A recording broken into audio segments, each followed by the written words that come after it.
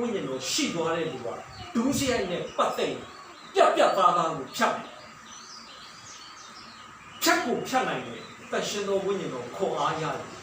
ဒီဆရာအရန်လုံးကျူးတာပဲလေဝင်စမ်းကြည့်ပါဘာကြောင့်လဲဆိုတော့အထဲမှာဝိညာဉ်တော်မရှိတဲ့လူတွေကဒီစကားလေးပြောတယ်ပြသားသားပဲပြတ်တဲ့ဒုစရိုက်နဲ့သခင်ယေရှုကဒုစရိုက်ကိုရွံ့ရှာတယ်လို့သခင်ယေရှုခရစ်ရဲ့စိတ်တော်ဖြစ်တဲ့တန်ရှင်တော်ဝိညာဉ်တော်ကမမေ့လိုက်နဲ့တန်ရှင်တော်ဝိညာဉ်တော်ဟာသခင်ယေရှုပဲငါတော်မယ်မင်းတို့ကိုတန်ရှင်တော်ဝိညာဉ်တော်ပေးမယ်ထိုပုဂ္ဂိုလ်ဟာသင်တို့ကိုလမ်းပြမယ်အဲ့ဒါသခင်ယေရှုဟာတန်ရှင်တော်ဝိညာဉ်တော်ပဲတန်ရှင်တော်ဝိညာဉ်တော်ရှိဖို့လိုတယ်တန်ရှင်တော်ဝိညာဉ်တော်လက်မခံဘူးဆိုရင်ယေရှုဖျားကိုယဉ်ပယ်နေပြီ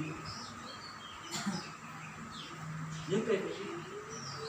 ပြန်စဉ်းစားပါနောက်ဆုံးတော့ချင်းဖြစ်နေပြီ